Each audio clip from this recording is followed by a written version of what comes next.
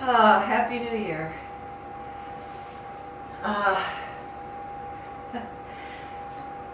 Happy New Year.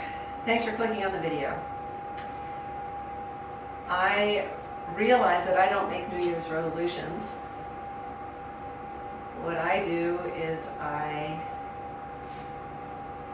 look at my list of all the things I was supposed to get done in the year, and then I try to get everything done that I can, and I take credit for it after the fact, like it was a goal.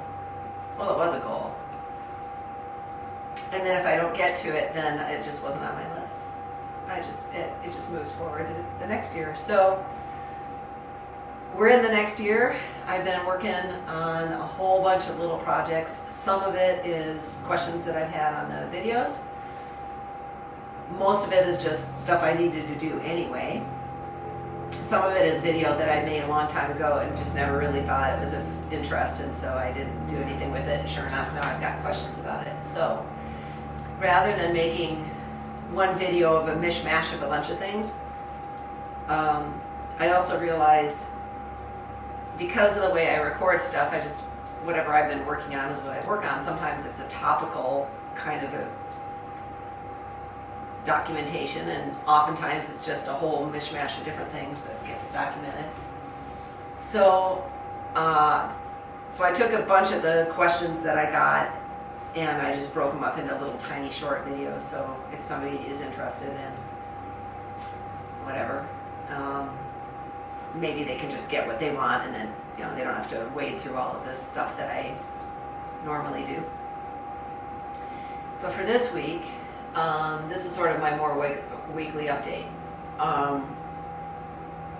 Last week I was supposed to have twin spot sledge, my second clutch.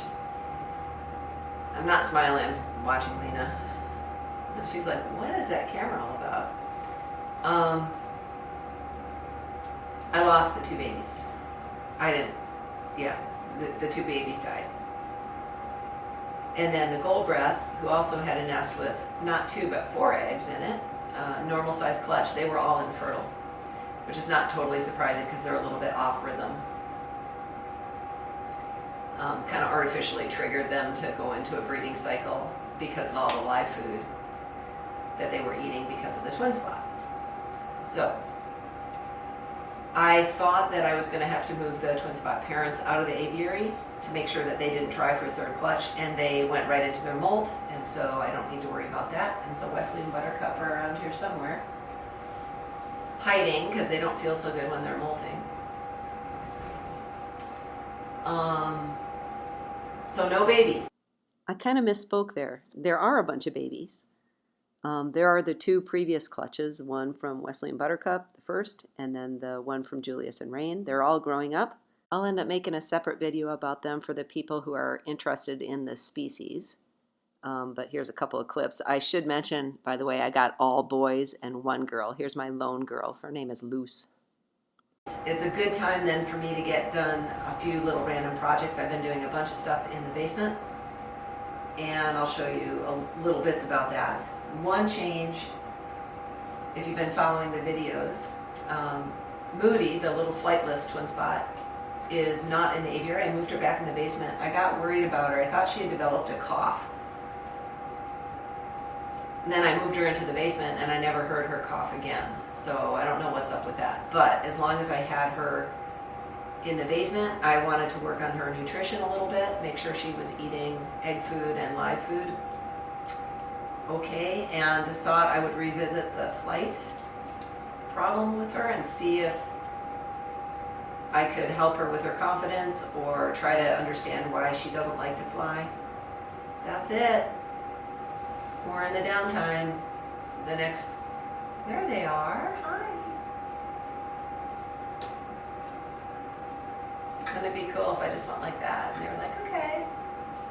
Yeah, no, they don't. So the next things that are likely to happen is the parrot finches will build their nest. They're thinking about it. They're starting to bicker. My parrot finches bicker. And that's a pretty good sign that they're starting to think about breeding. That won't be for another little while. So that's what's.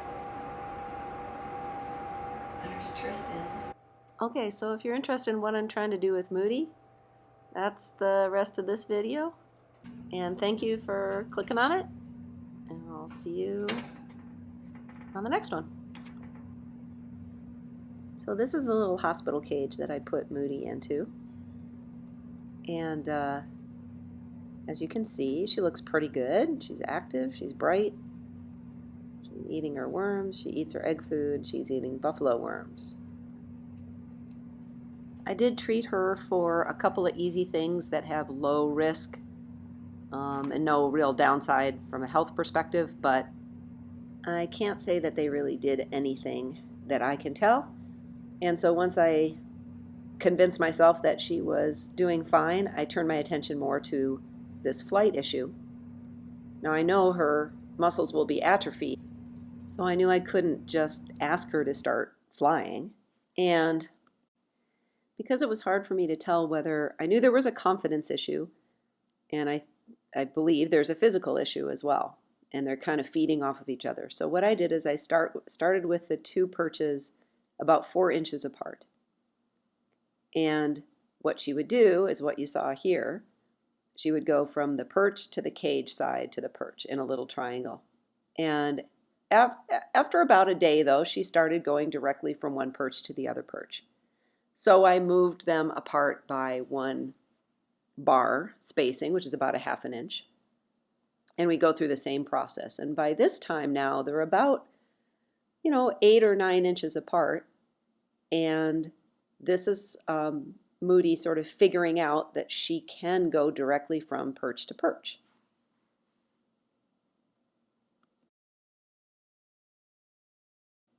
So after about a week, I had tapped out kind of the available space in this cage and decided to move her into one side of the small flight cages and see if I could keep the training going.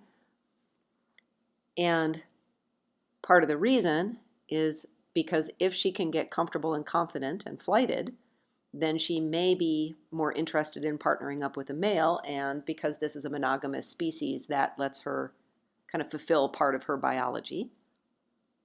So that's what I did. I tried to create perches everywhere within the hopping distance that she was comfortable with.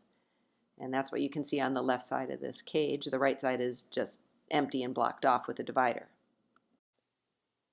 And I tried a whole bunch of different configurations, but it wasn't obvious that I was super successful. She would, kind of revert to what she's comfortable with, which is using the cage walls to help her navigate, which is fine. So then I had the idea, well, Peach, because this cage is right next to the bachelor's cage, and Peach was very interested to come say hi. They were good buddies when they lived when they first were going through quarantine. So I moved Peachy in with her. My thinking there is maybe him flying back and forth between the perches would encourage her to try or follow him or something. Not so much. So my final configuration, I built her a couple of ladders, and I'm going to leave it like that for now. You'll see that you'll see Peach in the next clip is going through a heavy molt. She isn't yet, but she probably will be soon. So I need to just leave them alone for a little bit. And we'll see if she can learn to, skip a rung now and then. So that's been my focus this week. A little TLC for Moody. It's a great way to start the new year. Hope you're having a good one. Thanks for watching.